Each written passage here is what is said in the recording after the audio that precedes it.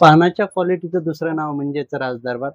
मित्रांनो, ज्यांनी पारंपरिक व्यवसायाला एक नाविन्यपूर्ण असं वेगळं वळण देऊन आज लाखोची कमाई बसून करतो आहे, असा तरुण म्हणजे गणेश या ठिकाणी शिंदे यांना आपण आज भेटणार आहोत.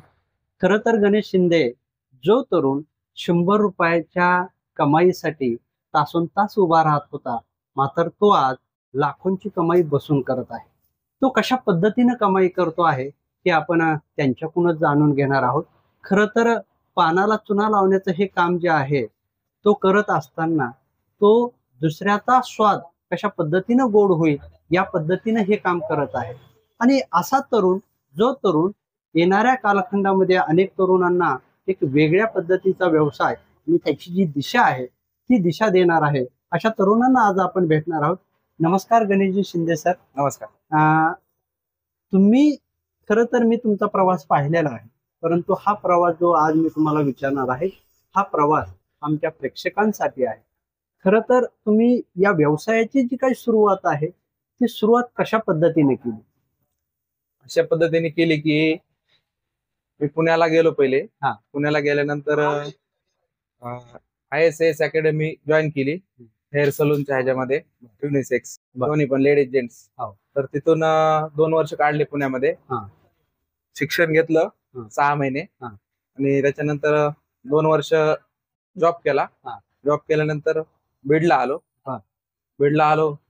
शॉप आमचं घरचंच होतं पहिले, एकच, आणि पप्पा एकटेच होते. त्याच्यामुळे मला ह्याला जॉब बीडला यावं लागलं.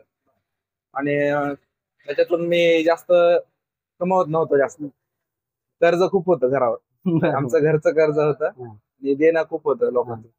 तर त्याच्यामध्ये माझ्या मित्रांनी हे चालू केलं, राजदरबार फॅमिली पान पार्लर. पानाच्या क्वालिटीचं दुसरं नाव म्हणजे राजदरबार.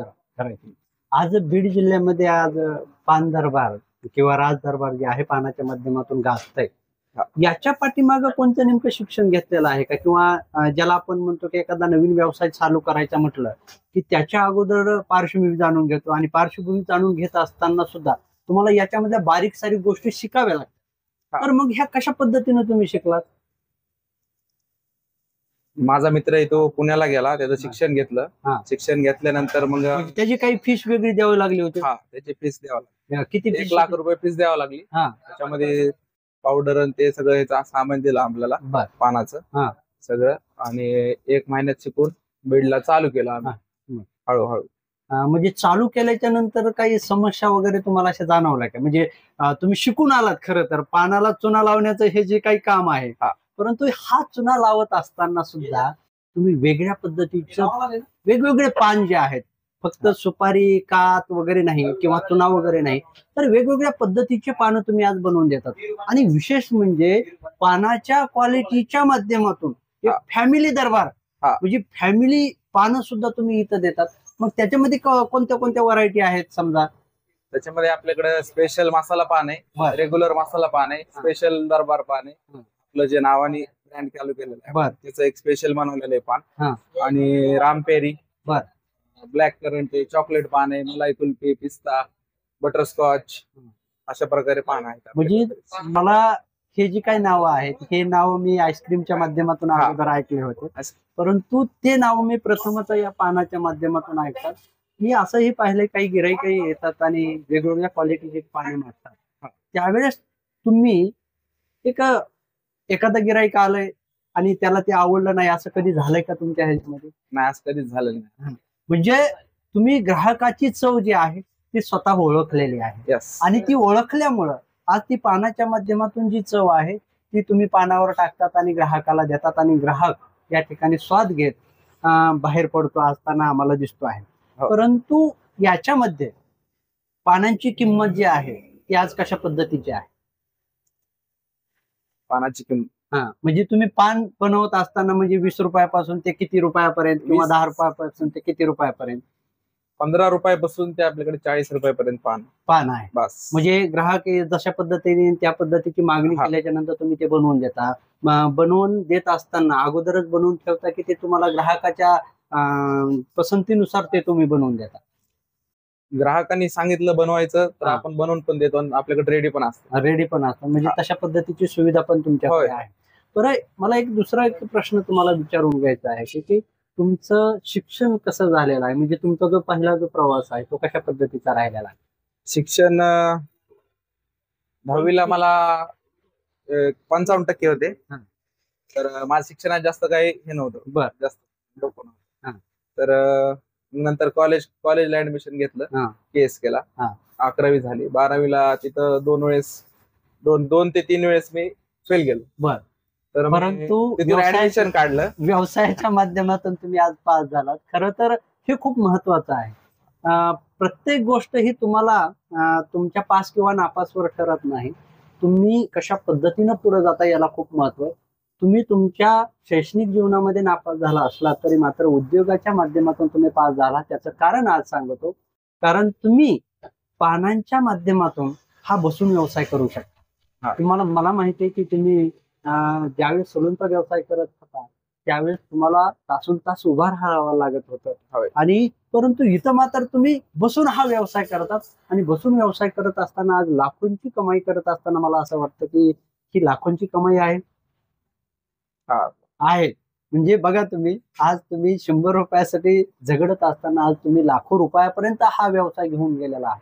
आणि हा व्यवसाय घेऊन जात असताना सुद्धा तुमच्या मनामध्ये असं कोणतीच वाटत नाही की उन्हाळा आलाय, पावसाळा आलाय आणि माझं ग्राहक जे आहे ते कमी झाले, असं कधी वाटलंय तुम्हाला? नाही, कधी म्हणजे चालू केल्यापासून ते आजपर्यंत असं तुम्हाला कधीच शंका आली नाही की गिराईक कमी झालंय किंवा एखादं गिराईक आलंय मला पानाबद्दल नाव ठेवलंय, असं कधी झालंय? नाही, कधीच झालं नाही. म्हणजे तुम्ही जे क्वालिटीचा जो स्वाद आहे तो तुम्ही आजपर्यंत बदललेला नाही. म्हणून तुमच्याकडे ग्राहक आज येताना सुद्धा आम्हाला दिसत आहेत. मला पुढे घेऊन जायचं, तुम्हाला प्रश्न विचारायचा आहे की राज दरबार फक्त बीड जिल्ह्यातच नाही तर बाहेरही असं आहे का की तुम्हाला येणाऱ्या कालखंडामध्ये तुम्ही अशा पद्धतीचे शॉप टाकून वेगवेगळ्या पद्धतीचं पान जे आहे ते देऊ शकाल? हा, देऊ शकतो. हे म्हणजे येणाऱ्या कालखंडामध्ये तुम्ही हे करू शकता. प्रेक्षकांना या बाबतीत सांगावं. करू शकतो आम्ही. आणि कुणालाही लागत असेल आमच्या शाखा, म्हणजे ऑनलाईन बी तुम्ही हे चालू केलंय का? आता पान वगैरे का नाही अजून? नाही, पान ऑनलाईन नाही चालू केलं. परंतु शाखा पाहिजे असेल तर मग शाखा, हा आयडिया आहे इंस्टाग्रामला. आणि ज्याला काही फ्रँचायझी पाहिजे असेल तर त्यांनी कॉन्टॅक्ट करावा. कॉन्टॅक्ट नंबर सांगा तुम्ही तुमचा. कॉन्टॅक्ट नंबर आहे 9325 064 200 आणि आणखीन एक नंबर आहे 9075 300 523. ओके. म्हणजे ज्यांना ही फ्रँचायझी घ्यायची असेल किंवा ज्यांना नवीन व्यवसायात उतरायचं असेल, जो व्यवसाय पारंपरिकपर्यंत चालू आलेला आहे आज, परंतु तो नाविन्याच्या माध्यमातून कशा पद्धतीने पुढे घेऊन जायचं हे गणेशराव यांच्याकडून शिकायलाच पाहिजे. खरं तर मला शेवटी तुम्हाला प्रश्न एवढाच विचारायचा आहे की आज तुमची लाखोंची कमाई आहे, चांगल्या पद्धतीचं जीवन जगता आहे. खरं तर एकीकडे पानाला चुना लावणं हा वेगळा अर्थ आज घेतला जातो, परंतु तुम्ही जो स्वाद आहे तो आजही ग्राहकाला. पण अशा उद्योजकाला भेटलो ज्यांनी एका साधं पान ज्याला आपण म्हणतो त्या पानाच्या माध्यमातून एक उद्योग जो आहे तो उद्योजक म्हणून एक नाव कमावलं आहे. राज दरबार हे फक्त पानाच्या बाबतीतलं नाही तर एक कुटुंबाच्या बाबतीतलं पान म्हणून आज बीड जिल्ह्यातच नव्हे तर महाराष्ट्रात गाजत आहे.